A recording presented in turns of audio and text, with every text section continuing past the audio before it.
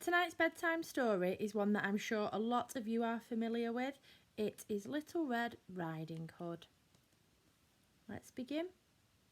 Once upon a time, there was a girl called Little Red Riding Hood who lived at the edge of a big, dark forest. Little Red Riding Hood had a grandmother who lived on her own in a cottage on the other side of the forest. One morning, Little Red Riding Hood set off to visit her grandmother for lunch, as she did every week. Little Red Riding Hood skipped along the path through the forest, but soon she became tired and stopped to rest under a tree. As she closed her eyes, Little Red Riding Hood heard a voice behind her. "Hello, little girl. Are you lost?" "I'm not lost.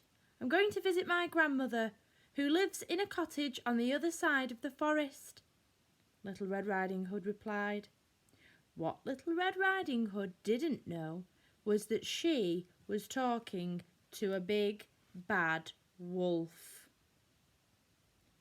The big, bad wolf wanted to gobble up Little Red Riding Hood right then, but he decided he would race ahead to her grandmother's cottage so he could gobble them both up for lunch.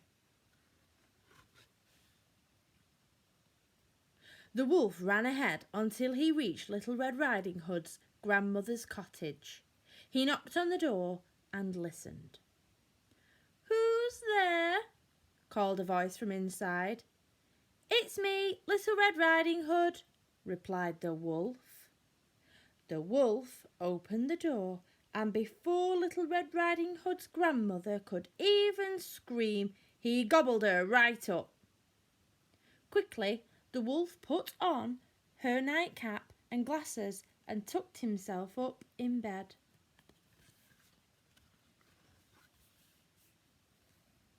When Little Red Riding Hood reached her grandmother's cottage, she knocked on the door and called out, "Grandmother, it's me, Little Red Riding Hood." "Come in," said the voice from inside the cottage. So Little Red Riding Hood opened the door and went inside. Little Red Riding Hood thought that her grandmother looked a little strange, so she switched on a lamp near the bed. "Grandmother, what big eyes you have!"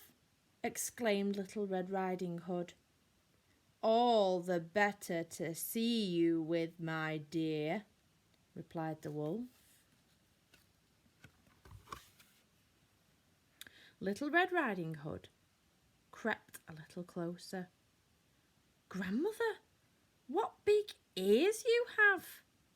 gasped Little Red Riding Hood. "All the better to hear you with, my dear," replied the wolf. Little Red Riding Hood crept right up to the bed. "Grandmother, what big teeth you have!" cried Little Red Riding Hood as the light glinted off the wolf's teeth.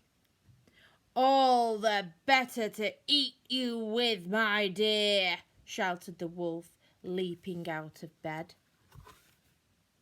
Little Red Riding Hood screamed and swung her basket as hard as she could at the big, bad wolf.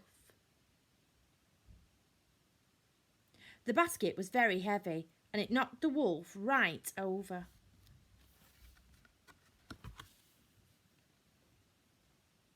Just then, the door to the cottage swung open, and Little Red Riding Hood's father arrived on his way home from wood chopping.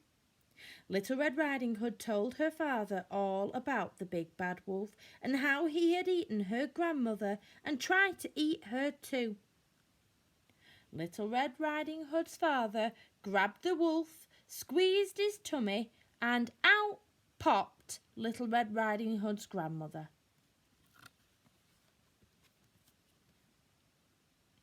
Little Red Riding Hood's grandmother was very happy to be back, and she agreed to come for dinner at Little Red Riding Hood's house. Little Red Riding Hood, her grandmother and her father walked out of the cottage and pulled the door closed behind them. And they never saw the big bad wolf again. The end. Good night, bookworms.